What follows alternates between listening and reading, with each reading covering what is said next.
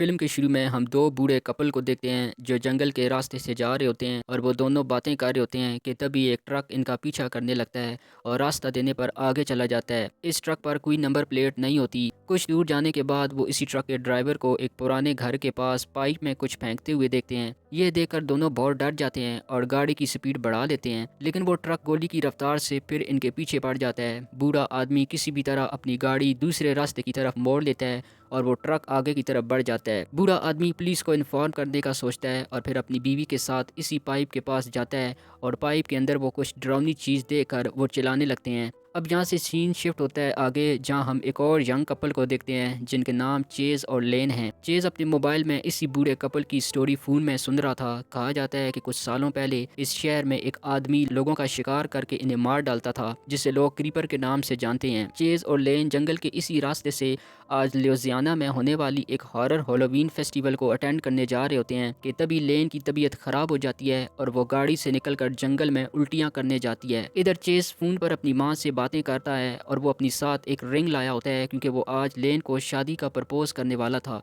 वहीं दूसरी तरफ जंगल में हम इस शैतान क्रीपर को देखते हैं जो सालों बाद फिर से जिंदा हो गया है। फिर सेम नाम का एक लड़का जो लेन का दोस्त है और लेन से मिलने आ रहा होता है, वो पेशाब करने के लिए अपनी कार से बाहर आता है कि तभी क्रीपर से वहाँ मार कर खा जाता है। इधर चेज और लेन रास्ते में एड्रेस पूछने एक शॉप में जाते हैं तो शॉप की अंदर इन्हें लुइसियाना तक पहुंचने का एक नक्शा देती है। नक्शा लेते वक्त लेन का हाथ इस औरत के हाथ के साथ जब टच होता है तो लेन को कुछ अजीब विजन आने लगते हैं। इसके बाद ये दोनों होटल में आ जाते हैं और लेन सेम से कांटेक्ट करने की कोशिश करती है पर हो नहीं पाता, जिसके बाद दोनों हॉरर हॉन्टेड फेस्टिवल जाने के लिए कस्ट्यूम सेलेक्ट करते हैं। फिर लेन अपना प्रेगनेंसी टेस्ट करती है जिसमें से पता लगता है कि वो मां बनने वाली है। फिर रात को तैयार होकर दोनों इसी फेस्टिवल में जाते हैं। वहीं दूसरी तरफ वही क्रीपर भी अपनी गाड़ी से बाहर आता है और जंगल में एक और आदमी को खा जाता है। लेन और चेस एक शॉप में गेम खेलने जाते हैं। लेन को निशाना लगाना नहीं आता तो दुकान में शॉपकीपर इसे निशाना लगाना सिखाता है तो लेन का हाथ इस हथियार से जख्मी हो जाता है। तो लेन को फिर से विजन आने लगते हैं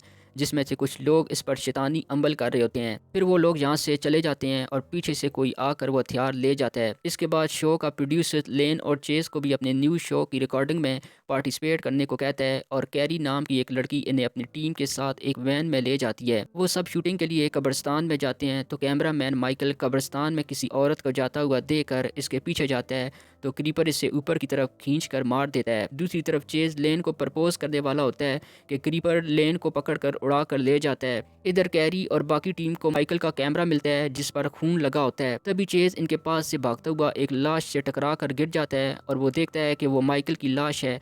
सब ये देखकर डर जाते हैं और डर के मारे भागकर सामने इसी क्रीपर के घर चले जाते हैं और इनको घर के अंदर दाखिल होते ही वही शॉप वाली औरत बाहर से घर का दरवाज़ा बंद कर देती है। मतलब वो क्रीपर के साथ मिले हुए थे और वो क्रीपर की मदद कर रहे होते हैं। क्रीपर ने इसी घर के एक कमरे में लेन को भी बांध रखा होता है। दूसरी तरफ चेज और टीम के दूसरे मेंबर को सेम की लाश लटकी हुई मिलती है। तभी क्रीपर खिड़की तोड़ते हुए इन सब के सामने आ जाता है तो स्टू इस पर गोलियां चलाता है मगर क्रीपर को कोई असर नहीं होता और वो सब यहाँ से भाग जाते हैं। तो क्रीपर सेम की बॉडी से इसका हाथ खाकर अपना नया हाथ बना लेता है।